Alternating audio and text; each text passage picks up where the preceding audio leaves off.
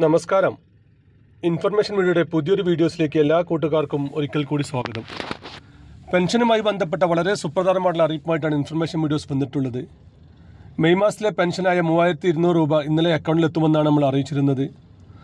നമ്മൾ മാത്രമല്ല, ഒട്ടുമിക്ക സോഷ്യൽ മീഡിയ ഓൺലൈൻ ചാനലുകളും കൈരളി ന്യൂസ് അടക്കമുള്ള ചാനലുകൾ പെൻഷൻ വിതരണം തുടങ്ങിയെന്ന് തന്നെ അറിയിച്ചിരുന്നു. ഏകദേശം കുറച്ച് ആളുകൾക്കെല്ലാം പെൻഷൻ ലഭിക്കുകയുമുണ്ടായി. 90% ആളുകൾക്കും പെൻഷൻ ലഭിച്ചിട്ടുണ്ടായിരുന്നില്ല. എന്താണ് ഇന്നലെ പെൻഷൻ മുടങ്ങാൻ കാരണം? ഇന്നലെ മുടങ്ങിയ പെൻഷൻ ഇനി എന്നാണ് ലഭിക്കുക? നിലമ്പൂർ ഉപതെരഞ്ഞെടുപ്പ് പെരുമാറ്റച്ചട്ടം നിലവിൽ വന്നതുകൊണ്ട് പെൻഷൻ മുടങ്ങുമോ എന്നീ കാര്യങ്ങളെക്കുറിച്ചെല്ലാം വളരെ വിശദമായി നോക്കാം. അതിനു മുമ്പായി ഇൻഫർമേഷൻ മീഡിയയുടെ വീഡിയോസ് നിങ്ങൾ ആദ്യമായിട്ടാണ് കാണുന്നതെങ്കിൽ ചാനൽ സബ്സ്ക്രൈബ് ചെയ്യാൻ മറക്കരുത്. നമ്മുടെ ചാനലിൽ ഒരു തരത്തിലുള്ള മത രാഷ്ട്രീയ കാര്യങ്ങളും വരുന്നതല്ല. ഗവൺമെൻറ്റിൽ നിന്ന് ലഭിക്കുന്ന സേവനങ്ങൾ, ആനുകൂല്യങ്ങൾ, അറിയിപ്പുകൾ എന്നിവയെക്കുറിച്ച് മാത്രമായിരിക്കും വീഡിയോസുകൾ വരുന്നത്. ശ്രദ്ധിക്കുക, ഗവൺമെൻറ് സേവനങ്ങൾ എപ്പോൾ വേണമെങ്കിലും പുതിയ അറിയിപ്പുകൾ, മാറ്റങ്ങൾ വരാം.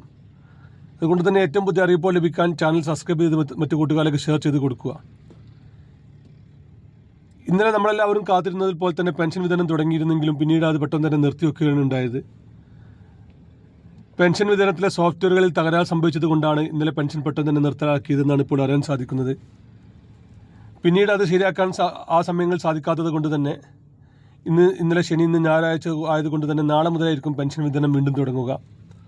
ഒരുപാട് ആളുകൾ നമ്മുടെ വീഡിയോയിൽ പെൻഷൻ കിട്ടിയെന്നും കിട്ടില്ല എന്നെല്ലാം കമൻറ്റ് ബോക്സിൽ പറഞ്ഞിരുന്നു. ഇന്നലെ കുറച്ച് ആളുകൾക്കെല്ലാം പെൻഷൻ കിട്ടിയെന്ന് മെസ്സേജുകളും വന്നിരുന്നു.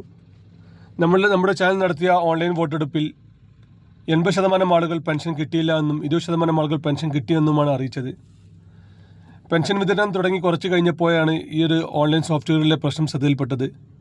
അതുകൊണ്ട് തന്നെ അപ്പോൾ താൽക്കാലികമായി പെൻഷൻ നിർത്തിവെക്കുകയും തിങ്കളാഴ്ച രാവിലെ മുതൽ പെൻഷൻ വിതരണം തുടങ്ങുമെന്നാണ് ഇപ്പോൾ അറിയാൻ സാധിക്കുന്നത്. നമുക്കറിയാം, നിലമ്പൂർ ഉപതെരഞ്ഞെടുപ്പ് പ്രഖ്യാപിച്ചിരിക്കുകയാണ്. അതിൻ്റെ പെരുമാറ്റച്ചട്ടം വന്നിരിക്കുകയാണ്.